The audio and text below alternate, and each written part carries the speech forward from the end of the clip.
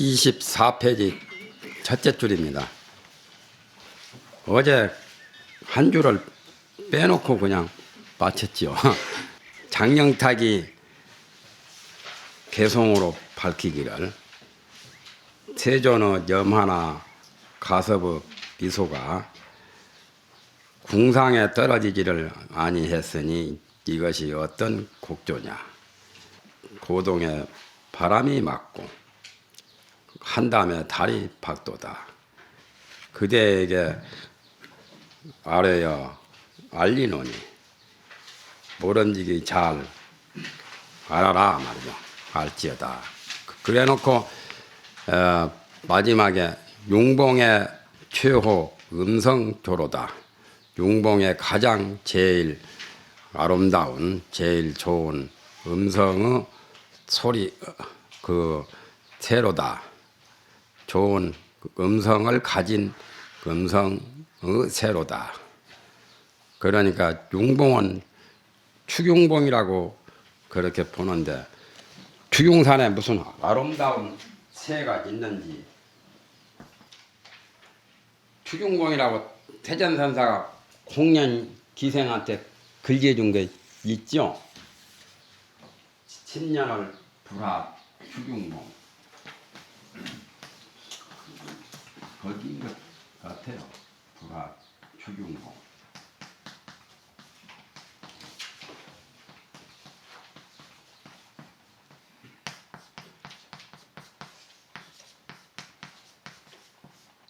성이 한씨고 이름이 유고 자가 퇴진데 당송 8대가에 당나라 때 유명한 글자란 문장이죠.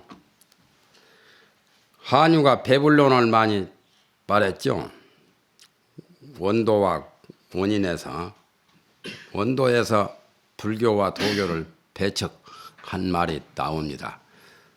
그래가지고 불교라면 굉장히 싫어했는데 그때 당나라에서 부처님 사리를 궁중에 공양을 올렸거든요. 그래서 황제가 불교를 믿는 것을 그 한유가 못마땅하게 여겨가지고 불골표를 거부하는 그런 부처님의 뼈를 궁중에 공양한 것은 부당하다고 그 상소를 올려가지고 한유가 나라 임금에게 밑비가지고 구양살이로 조주 자사로 좌천됐죠. 조주라면 여기서 말하면 제주도처럼 저런 거제도나 그런 섬인데 그 섬에 조그마한 지방 관리로 이제 좌천되었죠. 조주 자사로. 그런데 조주고을에 태전선사라고 태전이라고 하기도 하고 건대자 대전이라 하기도 하고 그런데 태전선사가 계셨는데 태전선사는 내나 석두, 희천, 약산, 유엄 아마 제자일 거요. 조동종 아주 눈푸른 조사인데 그래서 태전선사를 만나게 되어가지고 결국에 발심을 했는데 발심하기 전이라요. 발심하기 전에 태전선사가 도인으로서 도가 높으니까 홍련이라는 기생을 시켜서 홍련 보고 가서 태전선사를 어떻게든지 파괴를 시켜가지고 아주 참 모욕을 톡톡히 시키라는 거예요. 그러니까 홍련은 그 관청의 기생이라서 자사의 명령에 따라서 안 할 수 없잖아요.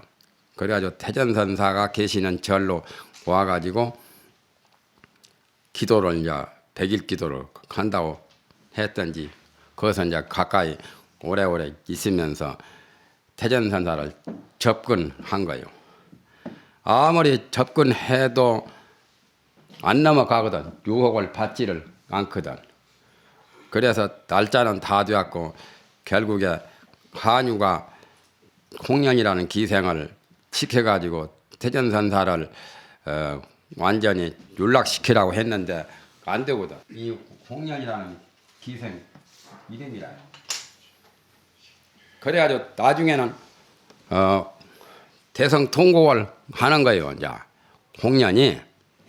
그러니까 태전선사가 무엇 때문에 그러느냐 하니까 다름 아니라 저는 박덕해가지고 기생의 몸으로서 관기인데 조죽고을 자사 한퇴지 한유가 스님을 파괴시키라고 했는데 그렇게 뜻을 이루지 못했으니 이제 가면은 죽게 되었습니다.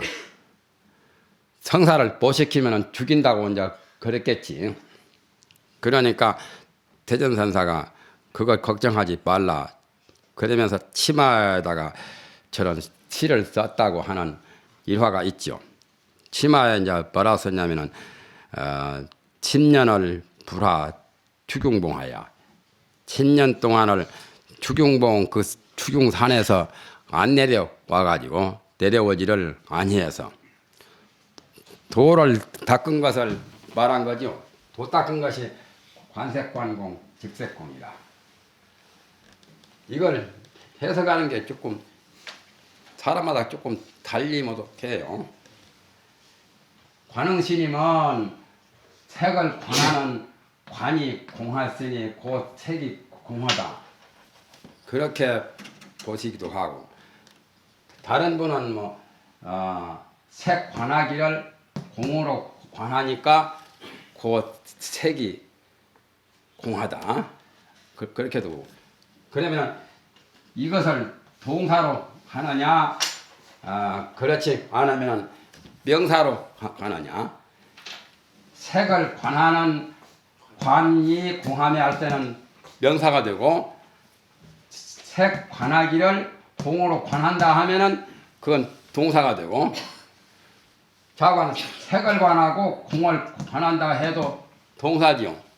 세 가지로 해석을 할 수가 있는데 그래서 색즉시공 색에 대해서 색자재가 되어서 색을 여색이니 미색이니 여러 가지 그러한 색을 공한 것으로 관찰해서 색에 대해서 나는 끄달리지 않는다는 그런 뜻으로 이제 이렇게 글을 썼겠죠. 그러니까 색 관하기를 공함으로 공으로 관하니까 모든 색이 직색이 다 공했다. 그렇게도 하고 색을 관하고 공을 관하고 그러니까 두 가지를 색공을 다 관하니까 바로 색이 바로 직색 바로 색과 공이더라. 이렇게 하면 좀 말이 이상하지만은 그렇게도 또 해석한 사람이 있다고요. 그런데 이것은 별 문제가 아닌데 금강경에 이건 참 문제가 있어요. 약견 재상기상.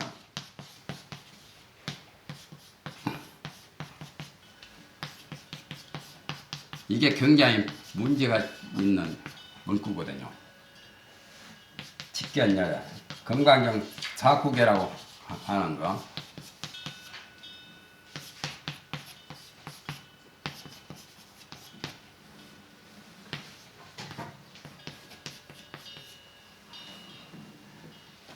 그 앞에는 이건 나오죠. 범소유상, 계시, 허망.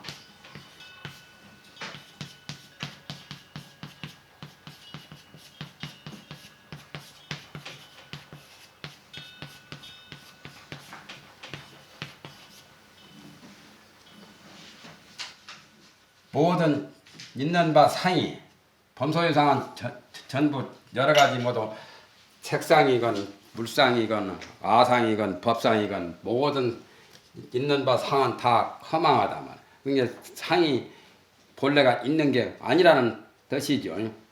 무상을 말했죠. 상이 없는 도리. 그래서 구만하시 번역을 일반적으로 재래적으로 보는 것은 약견 재상 비상이면 모든 상이 상 아닌 것으로 만약에 보면 곧 열애를 본다. 그게 순하지 않아요? 그런 식으로. 모든 상은 범소유상이지. 범소유상이 다 허망하니까 허망한 그것이 비상이죠. 상이 있는 게 아닌 상 아닌 것으로 보면 곧 열애를 본다. 일반적으로 계례적으로 그렇게 해석해요. 구마라시의 금강경 번역을 강원에서나 모두 옛날 노덕 스님들이 다 모든 상이 상 아닌 것을 만일 보면, 그런데 요게 이제 문제가 되는 것이 재상과 비상을 만약 보면 번본에는 그렇게 되었어요.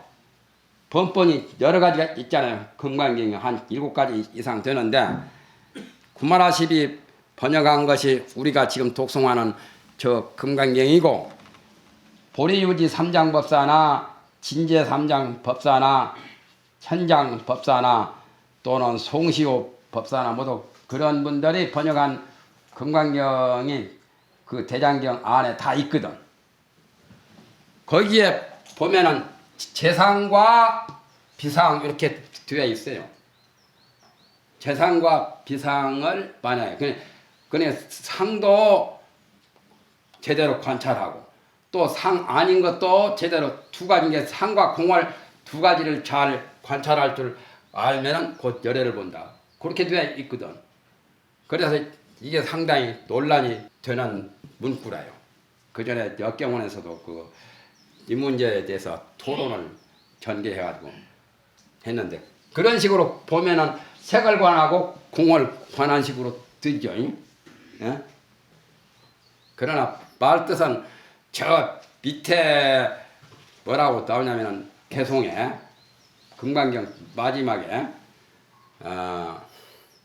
일체유의법이 내 재상하니요. 일체유의법이 여몽한포령 여로 여기여전 응작 여시관 그 앞뒤 문장을 다 똑같이 본다면 재상이 상 아닌 것으로 만약 본다고 하는 게 가장 순한 해석이죠. 제일 어색하지 않는. 그런데 이제 다른 금강경 번역에는 재상과 비상을 이렇게 두 쌍으로 되어 있다 그 말이죠. 그런 식으로 보면은 여기도 색을 관하고 공을 관한다고 그런 식으로도 이제 재상과 비상을 관한 것처럼 그렇게도 이제 보기야 보겠죠. 그러나 여기서 제일 쉽게 보는 것은 색을 관찰하기를 공으로 관찰하니까 색을 공으로 관찰하니까 모든 색이 다 본래 색이 없는 색이 공이더라. 그런데 관흥스님은 그전에 우리가 강의 들을 때는 색을 관하는 관이 공함에 색을 관하는 관까지 공해버렸다 그 말이에요.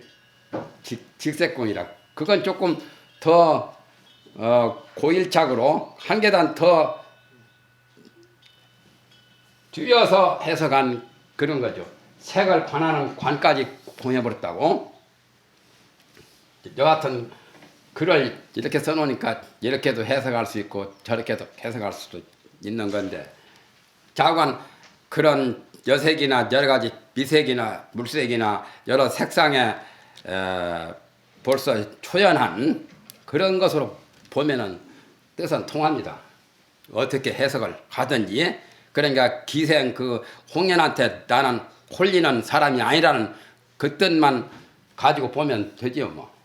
여하일적 조개수를 어찌 한 방울 조개의 물을 그러니까 육조 그 조개선을 가리킨 거죠.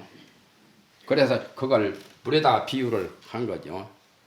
그저 규적절에는 사람의 이 것이 저 돌을 닦는 사람의 정말하면 그것을 조개수라고 이렇게 명사도 나오지만은 비유로 본 것을 그렇게 해석한 것이 아마 제일 좋을 거예요. 긍타 홍련 일엽중과 홍련은 한 잎새기 가운데 어찌 긍자 어찌 떨어뜨리겠느냐. 그러니까 그거 아무 내가 홍련한테 그걸 조개수를 안 떨어뜨린다는 거죠. 그러니까 이제 이렇게 하고 가라는 거예요. 치마포에다 글씨를 써서 치마에다 그 글씨 쓴 채로 그냥 한유한테 갔거든.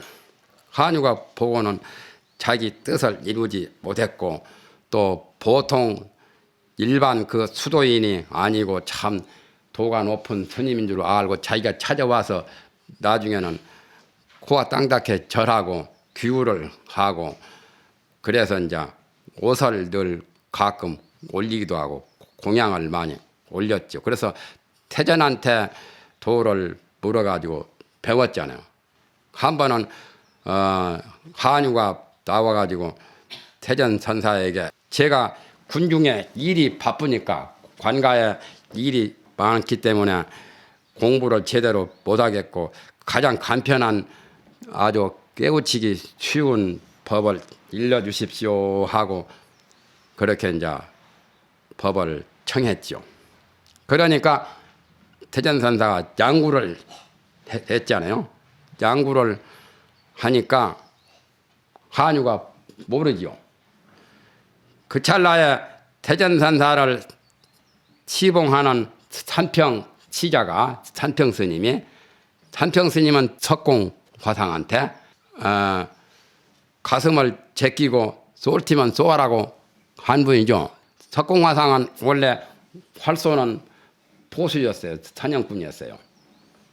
그런데 마조심한테 도를 배워가지고 중되어가지고 큰 선지식이 되었는데 자기가 늘 활을 쏘는 그 솜씨이기 때문에 어떤 학자나 어떤 사람이 법을 부리면 활을 옆에다 놔두고 활로 쏘아서 죽여보려고 활을 땡기는 거예요. 그러니까 감히 묻지를 못하고 하는데 산평스님이 거기에 가가지고 그 석공화상한테 법을 물으러 가는데 역시 활을 땡겨서 활을 쏘려고 하거든. 그러니까 산평스님은 대담하죠. 무도설 이렇게 딱 제끼면서 쏠티면 여기 가슴에다가 명중을 재라고 쏘아라고 대들었어. 쏘면은 뭐 맞아서 안 좋지만은 그래도 안 쏘고는 활을 딱 놓고 내가 평생에 한 개 사람을 하나 성인을 하나 쏘았다고 그렇게 그런 말을 하고 이제 굉장히 그 산평 스님을 석공 화상이 높이 이제 평가를 했었죠. 그런 스님인데 산평 스님이 옆에 있다가 뭘 꽝 이렇게 3번을 두드리는 거예요. 그러니까 태전 스님이 네가 뭐 하느냐 하니까 거기서 이제 산평이 말하기를 그러니까 도적질을 해도 손발이 맞아야거든. 스승상자가 서로 잘 맞아야 이제 사람을 깨우치게 하지요. 선이 정동하고 먼저 정으로서 움직이고 후이 집안이라 그런 말을 산평 스님이 했죠. 먼저 정으로는 나무 뿌리 나무 움직이듯이 먼저 정으로서 움직여 놓고 흔들어 놓고 그 다음에 후이 집안이라 그 다음에 뒤에는 지혜로서 나무 뿌리 뽑듯이 번외의 뿌리를 완전히 뽑아버린단 말이에요. 그 말 듣고 한유가 깨달았어요. 스님의 법은 너무 높아서 제가 스님한테는 알아서 들어가지 못하고 스님의 제자 시자 산평의 저 말에 제가 알았습니다 했죠. 그래서 산평의 그 법문을 듣고 한유가 깨달았어요. 그 후로 이제 태전선사를 굉장히 받들고 태전선사의 여러 가지 그 공양을 올리고 그랬었죠. 태전선사하고 처음에 대화할 때 그런 게 나와요. 대화하는 대화문이 굉장히 광장설이 나옵니다. 한유 보고 묻기를 그대가 정말 도를 알고 불교를 비방하느냐. 도를 모르면서 비방을 간다면은 순임금은 개나 같단 말이죠. 개는 자기 주인이 아니면 짖거든요. 논임금이 와도 순임금은 개는 논임금이 도적놈이고 나쁜 사람이 아니지만은 논임금 같은 성인도 순임금 개는 짖거든. 또 알면서도 불교가 좋은 줄 알면서도 비방을 했다면은 첩부나 마찬가지다 말이야. 첩은 꼭 자기 남편 편을 들지 다른 사람 편을 안 들지요. 가령 자기 남편이 잘못했고 다른 사람은 잘했다고 해도 그 같이 편을 들 때는 자기 남편 쪽을 편을 드니까 유교의 출신이라 해서 유교가 불교보다 못한 줄 알면서도 유교를 두둔하는 것은 그건 첩부토라고. 그래가지고 한유가 말을 못했죠. 그러면서 한유가 옛날 구마라십에 비교하면은 어떠냐고. 도안법사나 불도징을 능가할 수 있느냐고. 그러니까 학문이나 지식이나 도나 그 구마라십은 3천 제자를 거느리고 대단한 큰 석학 중에 석학이죠. 불도징이나 도안법사는 아주 신통이 자제하고 그야말로 참 그런 도인이 없잖아요. 한유가 거기에 감당할 거기에 따라갈 재질이 못 미치잖아요. 그런 말을 여러 말을 듣고서 한유가 입이 막혀가지고 말을 못하고 태전선사에게 귀유한 그런 사실이 있습니다. 그거 추경봉인데 그렇게 추경봉으로 보았는데 추경봉인지 그거는 확실히 몰라도 융봉이니까 그렇게 뺏기는 볼 소리가 없죠. 융봉에 가장 좋은 음성을 가진 새가 있다. 요게 이제 결론이죠. 결론이니까 능엄경에 그 가능빈가 새와 같이 아름다운 소리를 내는 그 새. 그러니까 염화미소를 결론적으로 이 장령탁은 아름다운 음성을 가진 새가 융봉에 있다고 하는 걸로 결론을 맺었죠. 그러니까 묘음을 아는 지음이 바로 이제 좋은 음성의 새로 이렇게 본 거죠. 유광심이 송하여 말하기를 아유광 절이름입니다. 그 절에 계시는 진각국사는 해심인데 이 스님은 어떤 스님인지는 유광사에 계시는 스님이죠. 그분이 개송을 말하기를 상효장공에 안일해 하니 서리가 나리는 새벽 긴 허공에 가을밤이죠. 기러기가 이미 왔으니 유광 개심입니다. 개심. 그건 밝혀지네요. 이 개심선사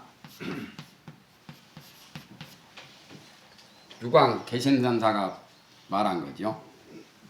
그래서 기러기는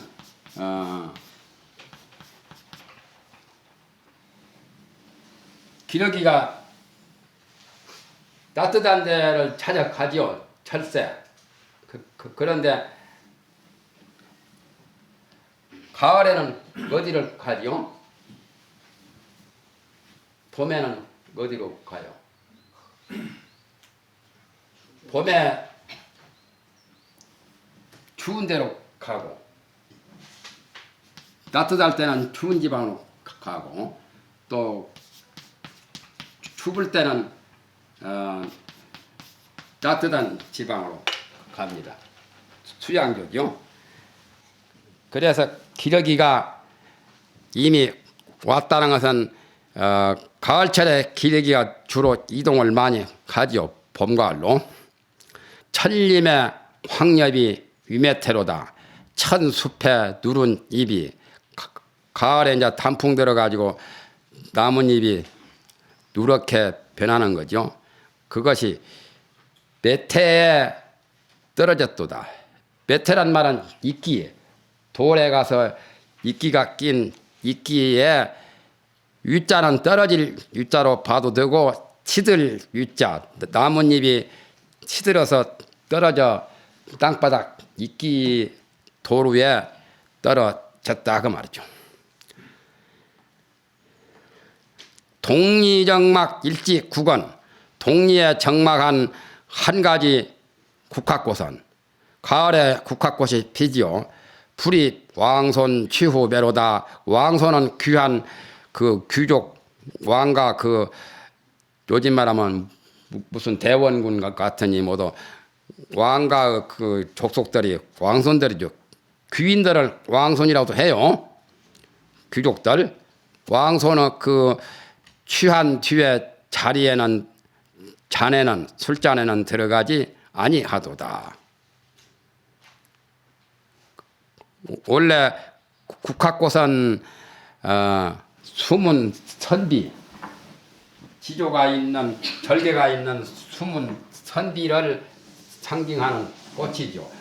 가을에는 서리가 날에서 모든 낙엽이 다 지고 나뭇잎이 다 시드는 판인데 국화는 추울 때 피잖아요. 가을에. 그래서 고상한 그러한 뜻을 표시하죠. 전번에 도연명이라고 말했었죠.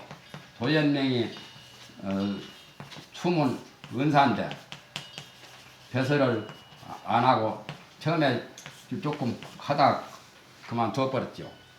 그래서 도연명은 애국이라 국화를 사랑했죠. 은사이기 때문에.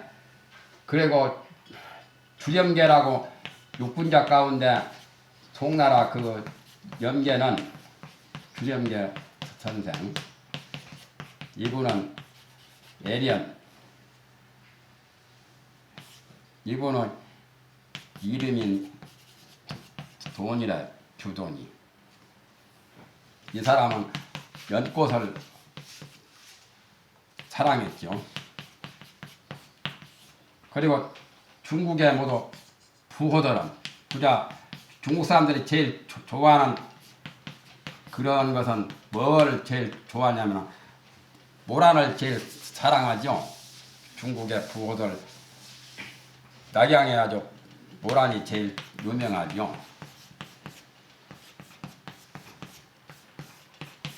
그래서 도연명이 그런 말을 했어요. 자기 이거 시에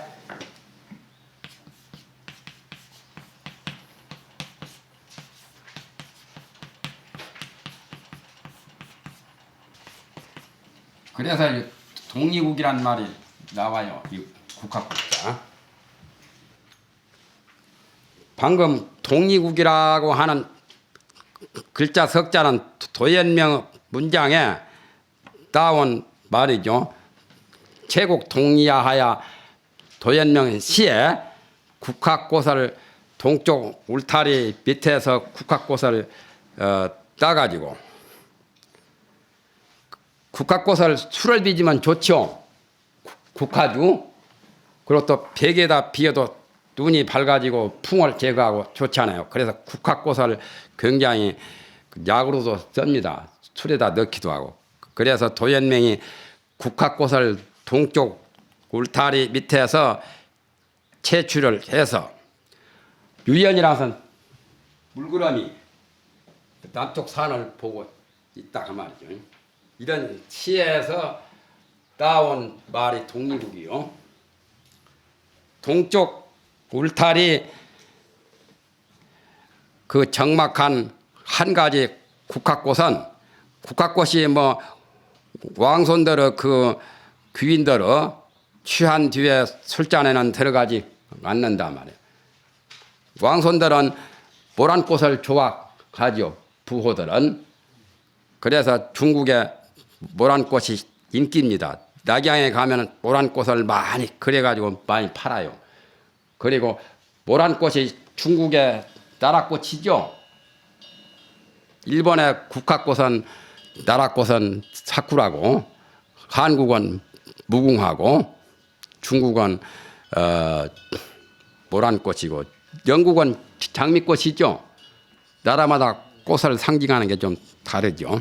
그러니까 유광개심이라는 그 스님이 여기서 수홍을 한 것은 하나의 풍경으로 읊었는데 풍경 그 자체가 지금 가을 풍경인데 이게 이제 영산해상의 거렴하를 풍경으로 이렇게 서술한 거죠. 염화미소가 기러기가 나르고 국화꽃이 피고 하는 단풍이 일고 하는 그런 것을 지금 말했죠. 여기는 뭐 그거 억제하는 평가는 아니죠. 나쁘게 평가하기도 하고 찬양해서 평가를 하기도 하고 억양 종탈로 여러 가지로 말하는데 이건 억이 아니죠. 승천회가 말씀 개송으로 밝히기를 선선한 부처님을 선서라고 하지요. 승천회가 개송으로 밝히기를 선선한 염화 심요용 이연을 부처님께서는 꽃을 들어서 묘용을 베풀었거늘 음광이 미소 설천기로다. 음광은 가섭이죠. 가섭을 번역하면 음광인데 과거 전생에 부처님 개금을 하고서 그 다음으로는 그 공덕으로 몸이 금색 찬란한 몸을 얻게 되었다 해서 음광이라고 하지요.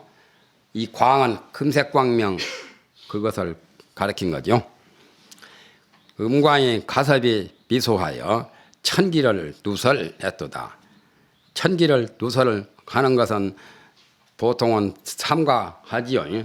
천기 누설하면 안 된다고. 그런데 그 부처님의 깊은 뜻을 알아서 발표를 했기 때문에 미소로서 표현을 했으니까 천기를 누설한 거죠. 종자로 유락 통서토하여 이로 붙어서 동서토에 유락하여 그 법이 가섭의 법이 이제 동토는 중국이고 서토는 인도지요. 인도와 중국, 한국 모두 여러 나라에 흘러 퍼져서 인득평인 30이로다. 평인을 이끌어 얻어가지고 시비에 빠지게 했도다. 평인이라서는 아무 일 없는 보통 사람들이죠. 그러니까 무슨 죄를 지은 죄인도 아닌 사람이죠. 죄인도 아닌 보통 평범한 사람들을 공연시 이끌어서 시비를 야기시켜서 시비 굴택 속에 시비의 함정에 빠지게 했단 말이에요. 그러니까 이 승천회의 개송은 가섭이 교인이 천기를 누설해가지고 여러 사람들에게 풍파와 화근을 일으켰다는 그런 내용이죠. 불감근이 또 개송으로 밝히기를 광명윤수로 거와시에 광명의 바퀴 손으로 부처님의 손을 광명윤수라고 한 거죠. 모다라비 무슨 그런 그 도라면 수와 같은 광명이 나는 광명 바퀴가 부처님 손이나 지문에나 있으니까 그 부처님의 광명 바퀴의 손으로서 꽃을 들 때 금색 두타가 호울로 눈을 찌푸렸도다. 미소를 지을 때 파안이니까 파안할 때는 눈썹도 이렇게 약간 펴지지요.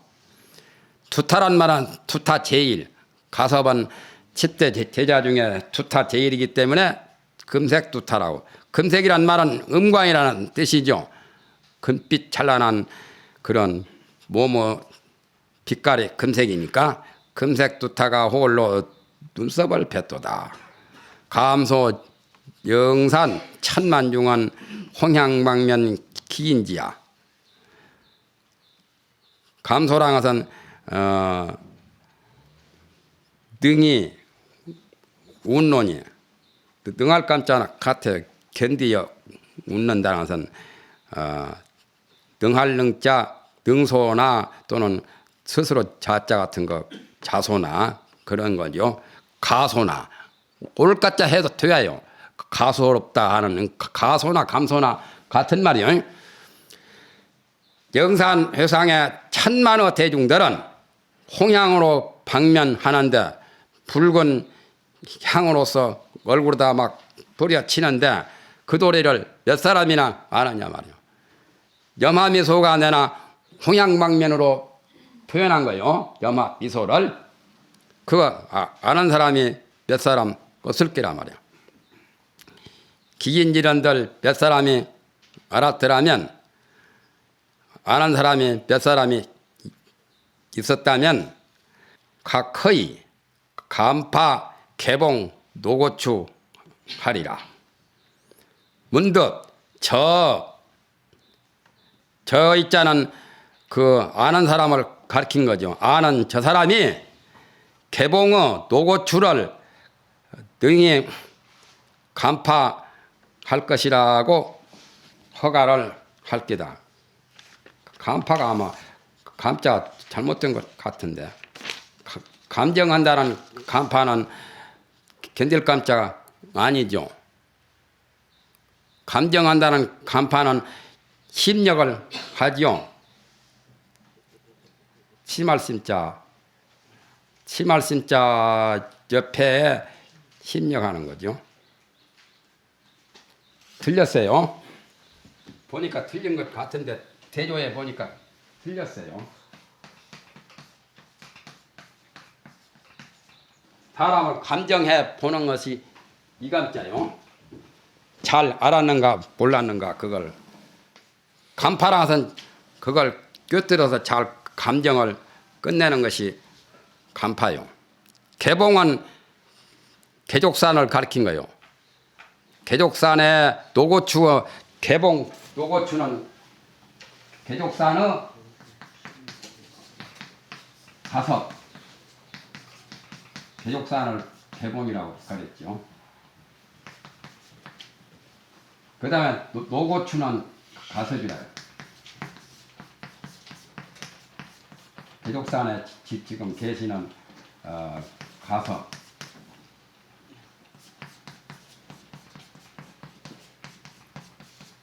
일룰로자 든 것은 높이는 말이죠. 고추란 말을 많이 써요. 선지식을 고추라고 해요. 그러니까 선지식들을 노고추라고 많이 씁니다. 늙은 고추다. 고추란 말은 비유로 말한 거죠.